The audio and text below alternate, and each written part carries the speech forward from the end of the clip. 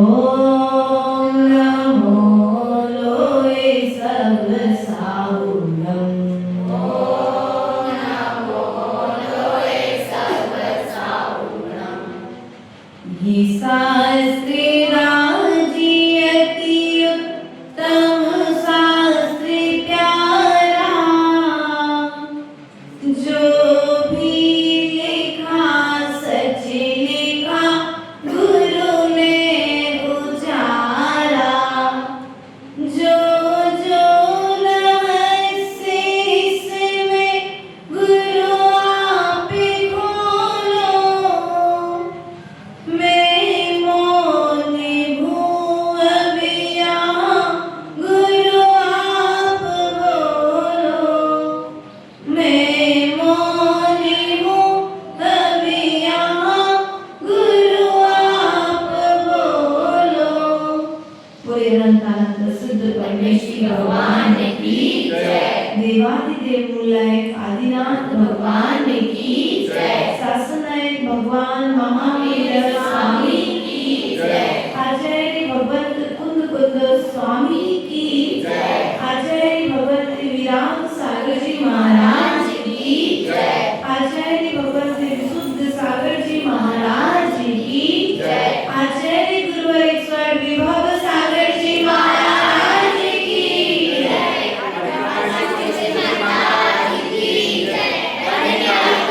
संघ की जय। प्रिय बंधुओं, 16 कारण भावनाओं के माध्यम से हमने कल मार्गक प्रभावना अर्थात जिन शासन की प्रभावना इस तीर्थ की प्रभावना किस प्रकार से हो, सम्यक क्रिया, सम्यक चर्या और सम्यक आचरण किताबों के माध्यम से तो घर घर में पहुंचा है, लेकिन वे किताबें व्यक्ति के घट तक कैसे पहुंचे, इस विषय का पुरुषार्थ हम सभी ने कल जाना था। क्योंकि किताबें घर तक आ जाए और घट तक ना पहुंचे, हमारे अंतरंग तक ना पहुंचे, तो किताबों का घर तक आना बेकार है। और घट में आने के पश्चात में यदि वे किताबें घट तक आने के पश्चात हमारे भीतर में परिवर्तन ना हो, तो हमारी क्रिया और हमारी स्थिति उस तोते की तरह है जो गाना गाता है, बहेलिया आएगा, जाल फैलाएगा, दाने का लोभ दिखाएगा, लेकिन जाल में नहीं फंसना। लेकिन जैसे ही बहेलिया आता है, जाल फैलाता है, दाना डालता है और तोता दाने को देख करके जाल में, हमारी स्थिति भी बोलो, मुख से तो कहते हैं कसाय नहीं करना, क्रोध नहीं करना, मान नहीं करना, मायाचारी नहीं करना, लोभ नहीं करना, ये मुख से तो कहते हैं, लेकिन जैसे ही मौका मिलता है तो करने से पीछे नहीं हटते। तो बताओ हमारी स्थिति उस तोते की तरह है कि नहीं है? हमें बदलनी पड़ेगी, क्योंकि जब तक ये बातें हम मुख से कहते रहेंगे तब तक हमारा पर्याय का परिवर्तन होने वाला नहीं है। तब तक हम परमात्मा नहीं बनेंगे जब तक अपने परिणामों को परिवर्तित नहीं करेंगे। हमने दूसरे को तो शिक्षा दी है कि ऐसा नहीं करना चाहिए, वैसा नहीं करना चाहिए, लेकिन एक बार स्वयं को शिक्षित कर लेते तो शायद तुम्हारी शिक्षा का प्रभाव दूसरे पर पड़ जाता।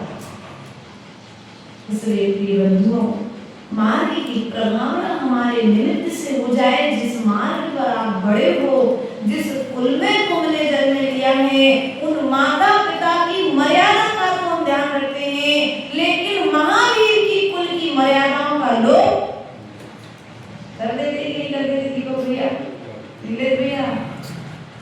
करते थे कि नहीं करते थे?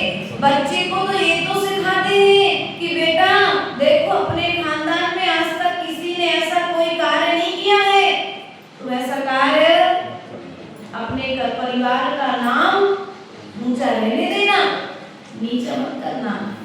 आप एक परिवार की बात करते हो, आप एक परिवार में सीमित रह गए हो, लेकिन सम्यक दृष्टि धर्मात्मा जीव में से बात करेगा परिवार नहीं तो महावीर के कुल के हो, इसलिए तुम सदा ऐसा कार्य करना कि महावीर के कुल में कोई दाग ना हो जाए।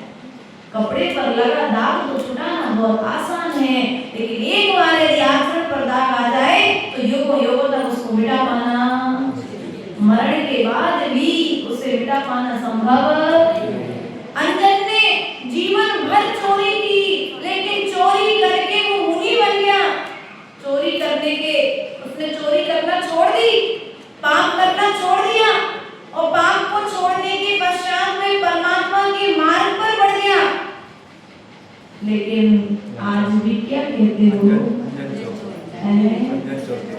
दाग है, वो मोक्ष चला गया जीव, लेकिन दाग श्रेणिक मोक्ष जाने वाला जीव है, लेकिन श्रेणिक के कुकृत्य भी हमें स्मरण आते जाते हैं। इसलिए प्रियबंधुओं, अपने जीवन में ऐसा कोई कार्य मत करना जिसे दुनिया का कोई प्राणी भूला ना पाए। कार्य ऐसे करो जिन कार्यों की प्रशंसा हो, ऐसा कोई कार्य ना करो कि लोग चौराहे पर खड़े होकर के नाम तो तुम्हारा लें, लेकिन किस चीज में ले रहे हैं? निंदा में ले रहे हैं, प्रशंसा में ले रहे हैं। नाम चाहते हो कि हमारा भी नाम हो, तो नाम होगा, निश्चित ही नाम होगा। दो लोगों के ही नाम होते हैं, या तो कुछ अच्छा करने वाले लोगों का नाम होता है या कुछ बुरा करने वालों का नाम होता है। अब आपको दो में से कौन से नाम करवाना है अपना? अच्छे लोगों में कि बुरे लोगों में? अच्छे लोगों में कराना है, और जब अच्छे लोगों में गिनती करानी है, अच्छे लोगों में तुम्हारा नाम भी आ जाए तो कार्य भी अच्छे, बोलो कार्य भी अच्छे। जब तक कार्य अच्छे नहीं करोगे तब तक अच्छे लोगों की लिस्ट में नाम तुम्हारा आएगा क्या? नहीं आएगा। इसलिए प्रियबंधुओं, मार्ग की प्रभावना के लिए वही कार्य करो जिस कार्य को करने से मार्ग की प्रभावना हो। मार्ग की प्रभावना हो, जिनेंद्र भगवान के द्वारा जो मार्ग बताया गया है, जो पथ बताया गया है, प्रभु ने पथ बताया था, प्रभु ने पंथ नहीं बताया। क्या? प्रभु ने पथ बताया था, पंथ का निर्माण तो हमारे राग द्वेष से हुआ है। इसलिए प्रियबंधुओं, इस निर्वाण पथ पर बढ़ने का प्रयास और पुरुषार्थ करो, तभी जाकर के इस शासन की प्रभावना होगी। आज पुनः आचार्य भगवंत 16वीं भावना के माध्यम से आज प्रवचन वत्सलत्व भावना में प्रवेश करते हैं। क्या कहना चाह रहे हैं आचार्य भगवंत, उन भावों को हम समझने का प्रयास करेंगे। साधर्मी को धर्म मार्ग में सदा लगाऊं मैं, बढ़ूं बढ़ाऊं बढ़ता जाऊं, साथ निभाऊं मैं, गिरा हुआ जो अपना साथी उसे उठाऊं मैं, प्रवचन वत्सल की महिमा को प्रगटाऊंगा मैं। क्या कहा? साधर्मी को धर्म मार्ग में सदा लगाऊं। दूसरे को मार्ग पर लगाना है तो पहले भरत तुम्हें लगना पड़ेगा। जब तुम मार्ग में लगोगे तभी लगा पाओगे, और तुम नहीं लगोगे मार्ग में और दूसरे से कहोगे तो दूसरा भी कहेगा पहले तुम तो सुधर जाओ। क्या कहेगा? पहले तुम तो सुधर जाओ, फिर हमसे कहना, पहले अपनी करतूत को देख लो, बाद हमारी करतूत देखने आना।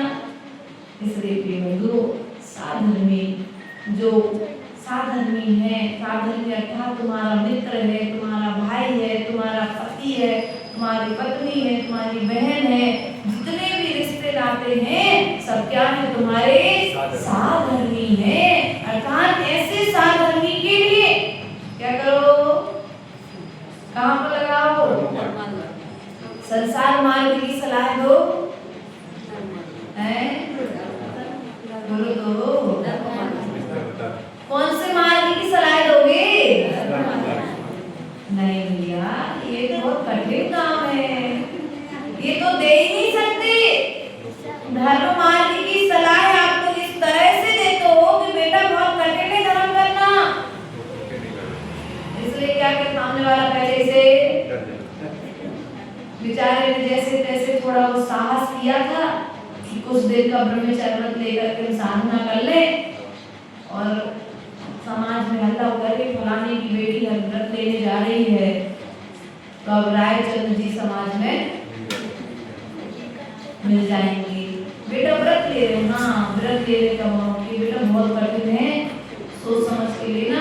और उदाहरण भी इस तरह से प्रस्तुत करेंगे कि सामने वाले को लगेगा हाँ यार ये हमारे हितैषी हमसे कह रहे हैं, मतलब सही बात है, मुझे थोड़ा सोचना।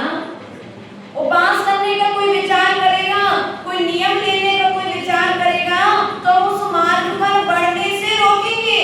लेकिन कोई कहेगा होटल घूमने जा रहे, हाँ बेटा जाओ चलो अच्छी बात है, वाटर पार्क जा रहे, क्या कर रहे गर्मी के दिनों में सब लोग वाटर पार्क जा रहे हैं, इधर उधर घूमने में लगे हुए हैं, तो उस समय नहीं कह रहे काय को अनछने पानी में जा रहे हो, इतनी हिंसा होगी जीवों के अनछने पानी में तो स्नान करोगे। हाँ पर किन लोगों ने उस वाटर मतलब समझ जाओ और बढ़िया कोई पानी मुंह में भरोगे और कोई पानी उसमें उलझोगे तुम लोग। अब देखो जो जाके नहीं सो में काई की गिनाई लगेगी, तुम लोग जाते हो बढ़िया आराम से, मालूम पड़ जाए तो सभी वाटर पार्क की स्थिति है,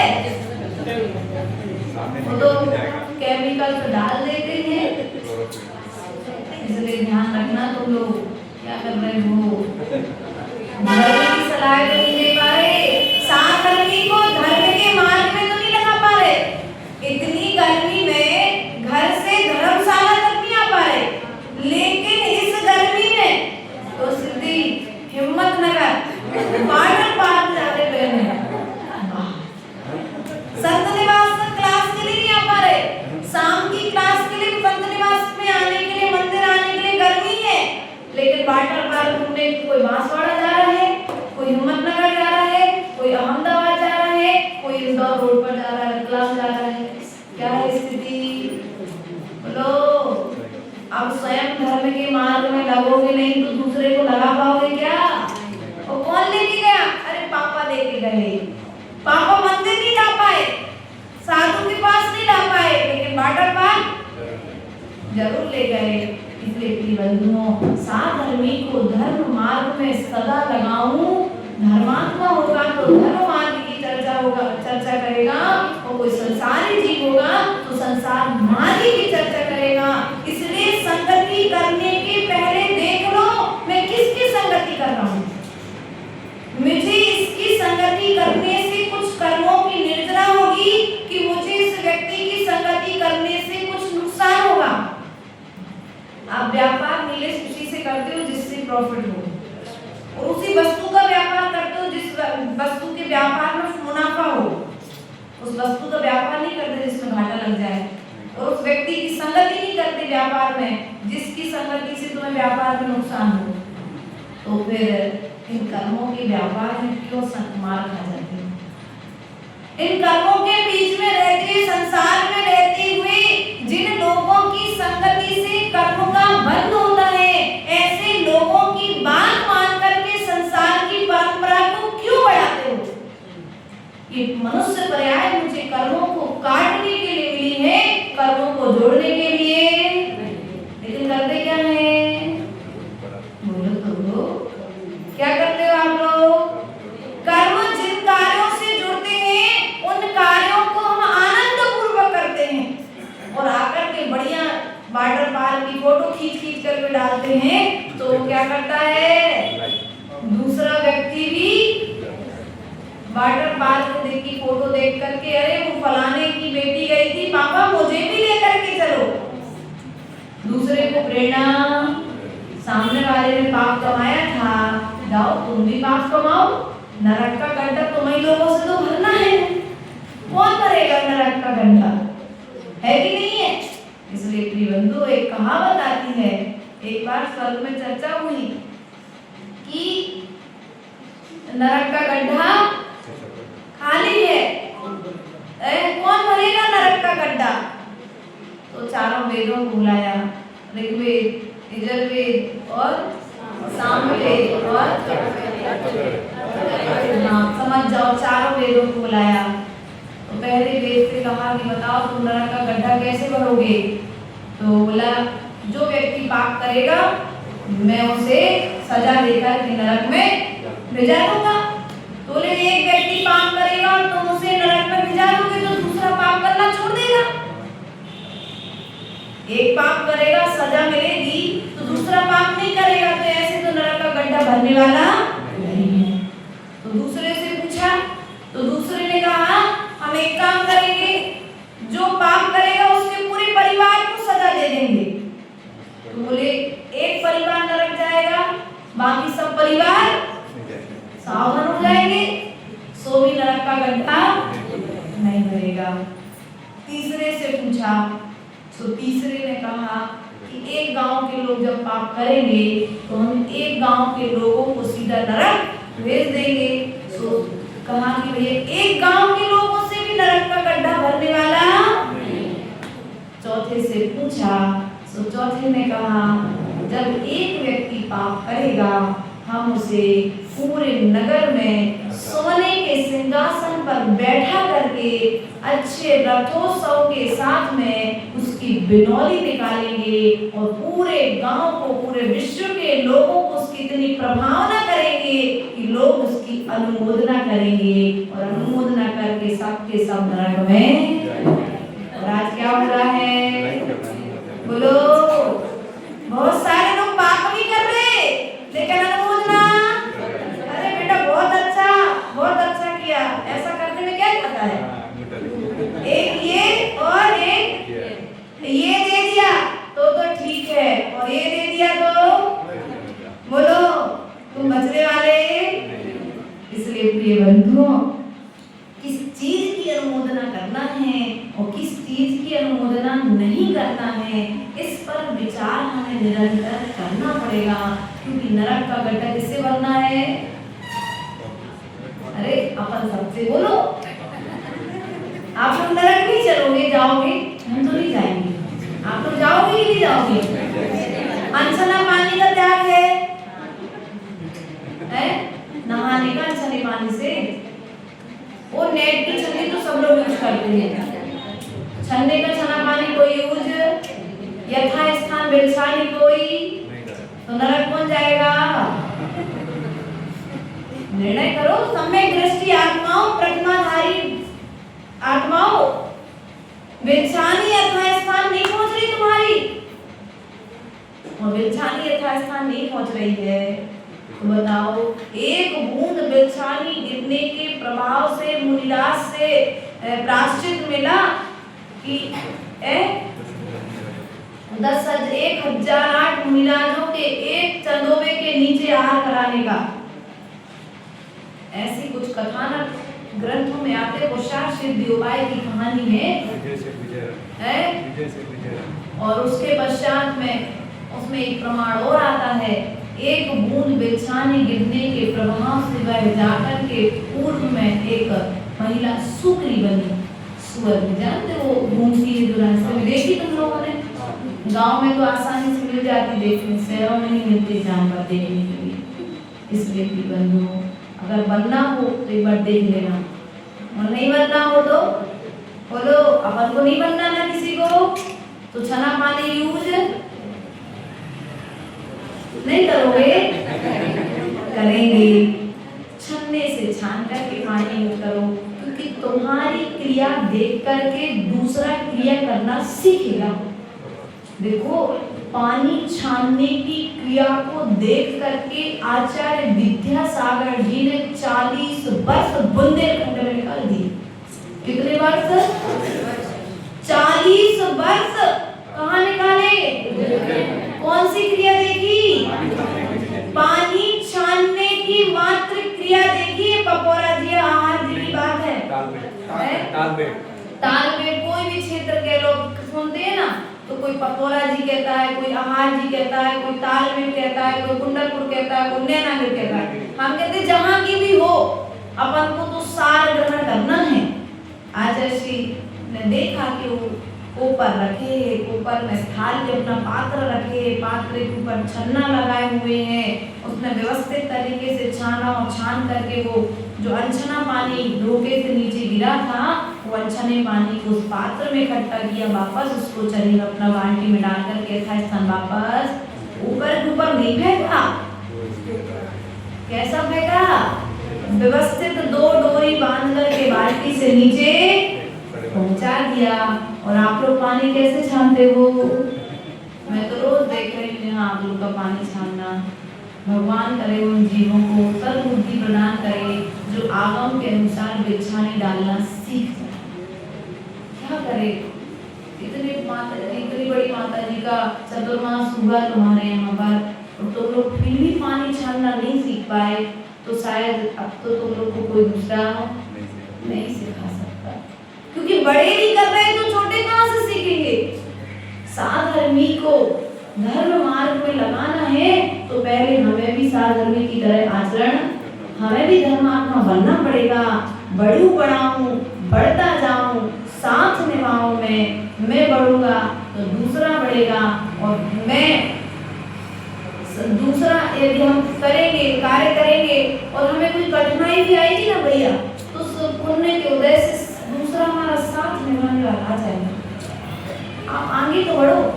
साथियों की कमी धर्म के मार्ग में। आप समय शिखर जी गए, आपने संकल्प ले लिया समय शिखर जी की वंदना करनी है।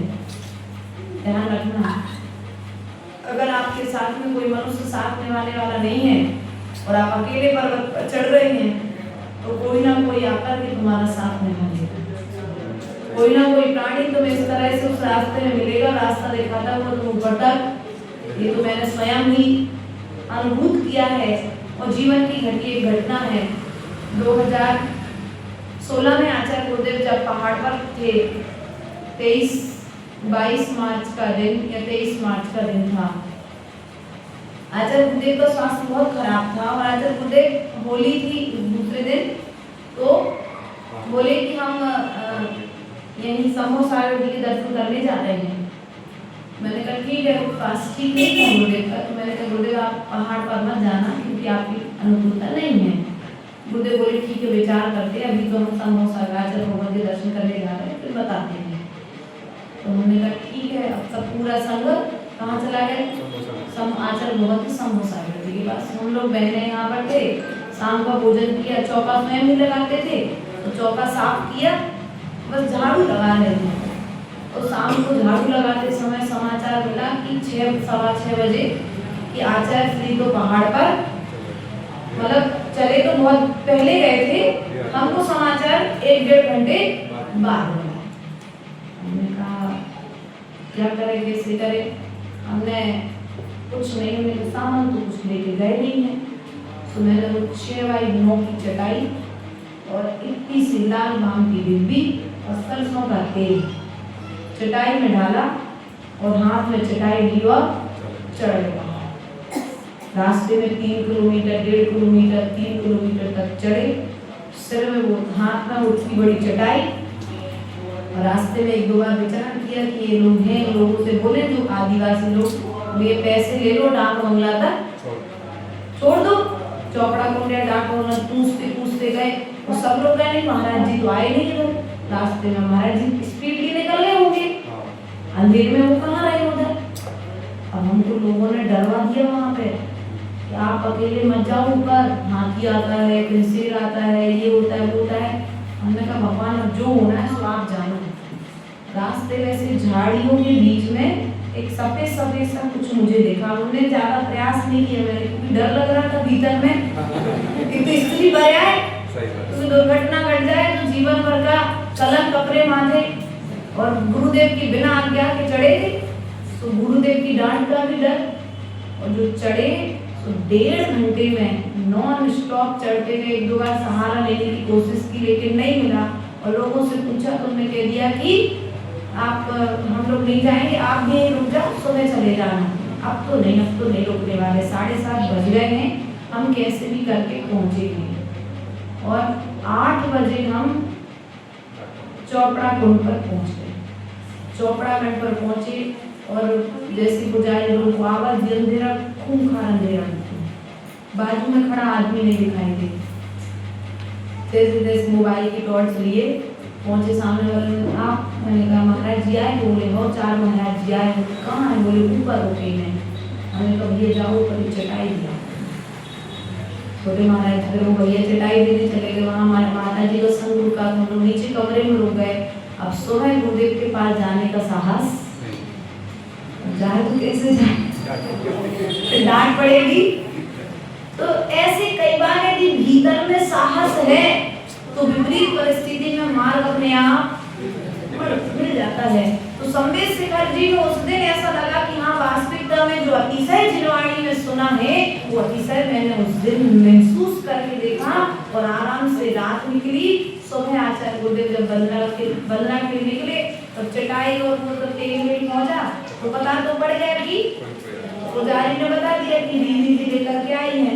आचार्य को मालूम है दीदी में कौन इतना साहस कर सकता है। तो फिर तो वैसे वंदना करी। वंदना करने के बाद थोड़ा सा गुरुदेव मतलब बोले नहीं, थोड़ा तो नाराजगी बतानी पड़ेगी ना। फिर बाद में जब उन्होंने अपनी थोड़ा सा बोल लिया तो मैंने कहा आचार्य गुरुदेव उत्तम क्षमा। तो बोले कौन आया था साथ में? मैंने कहा कोई नहीं। बोले कुछ हो जाता तो? मैंने आप थे, कैसे हो सकता था हमें कुछ भी? आपके आशीर्वाद के आगे, भगवान की भक्ति के आगे किसी को कुछ भी नहीं हो सकता है। इसलिए यदि कोई बढ़ रहा है तो हमें उसकी हिम्मत को आगे बढ़ाना चाहिए। बढ़ते हुए कदमों को कभी पीछे नहीं हटाना चाहिए। गिरा हुआ जो अपना साथी उसे उठाऊं। यदि कोई कभी कोई नियमों से च्युत हो जाए, गिर जाए, भटक जाए, भ्रष्ट हो जाए, अच्छे मार्ग पर लगा व्यक्ति पाप कर्म का उदय आ जाए तो भटक जाए तो उसे संबोधन करो, उसका स्थितिकरण करो। क्योंकि भावना का नाम है प्रवचन वात्सल्य। वात्सल्य क्या कहा है भीतर में? अपना गिरा हुआ साथी यदि कोई भटक गया है मोक्ष मार्ग से, बहुत अच्छा साथी था, बहुत अच्छा धर्म करता था, लेकिन क्रोध कसाय के आवेश में आकर उसने मंदिर में आना छोड़ दिया, मान कसाय के चक्कर में उसने मंदिर में आना छोड़ दिया, तो जाकर के हमें आग में घी का काम नहीं करना है, हमें आग में पानी डालना है, उसे क्षमा भाव की प्रेरणा देना है कि भैया तुम क्षमा कर दो। क्योंकि आचार्य गुरुदेव सदा कहते हैं क्षमा मांगने वाले से क्षमा करने वाला ज्यादा बड़ा होता है। क्या? क्षमा मांगना बहुत आसान है, लेकिन क्षमा करना बहुत बड़ा गुण है। इसलिए क्षमा करने की प्रेरणा हमें देना चाहिए। प्रवचन वात्सल्य की महिमा को प्रगटाऊंगा मैं, अर्थात प्रवचन वात्सल्य की महिमा को, वात्सल्य अंग की महिमा हमें सभी के भीतर में प्रकट करना चाहिए। अपने भीतर में वात्सल्य होगा तो हमारे वात्सल्य को देख करके दूसरों के भीतर में वात्सल्य गुण प्रकट होगा। ऐसा नहीं कि हमारा साधन आया, हम बढ़िया पूजा कर रहे थे और पूजा करते करते हमारी थाली में से उसने अर्घ मंगा लिया, भैया नीलेश चावल दे दो, आज ला नहीं पाए। अब नीलेश ने चावल तो दे दिए, लेकिन मन में धीरे से गुड़गुड़ा दिया, मुंह में से कभी कभी मन ऐसे कर देते ना, अरे घर से क्यों नहीं लाए थे, जबरदस्ती में जरूर मंगाने ऐसे कर देते ना धीरे से। हम हेल्प तो कर देते, लेकिन धब्बेदार से कुछ उल्टा भी बोल देते कि नहीं बोल देते, है ना। इसलिए वो दबीदार से बोलना बंद कर दो, क्योंकि ये भी कहीं ना कहीं कसाय को प्रकट करता है। हमारा साधन नहीं है, अभिषेक के लिए थोड़ा लेट हो गया, कोई बात नहीं भैया, कर लो अभिषेक, चरण छू लो भगवान के, जिस वेदी पर अभिषेक हो रहा है उस वेदी पर। अरे रोज रोज लेट आते हो, ऐसा क्यों बोलना पड़े, ऐसा तो सौभाग्य मानो कि लेट भी आया तो मंदिर, उसने भगवान के अभिषेक का भाव तो किया। वरना ऐसे बहुत सारे लोग हैं गांव में जिनके भाव ही नहीं हो रहे, बढ़िया डबल चादर ओढ़ करके सो रहे हैं, कूलर को एक ही चला करके सो रहे हैं, गर्मी के मौसम में ठंडी के मौसम में डबल रजाई ओढ़ करके जगह जगह करके आप लोग परेशान हो जाते हो। कम से कम इतनी ठंडी के मौसम में उसने मंदिर आने का भाव तो किया। इसलिए ऐसे पाश्चर्य हम जब अपने भीतर में रखेंगे तभी जिस शासन की प्रभावना को कर पाएंगे। पढ़ने से होने जरा सुने तो संबर होए, भाव तीर्थंकर बना पालो से विगति होए। 16 तापों पर तपे स्वर्ण शुद्ध हो जाए, 16 कारण भावना आत्म शुद्ध बनाए। बोलिए अनंतानंद सिद्ध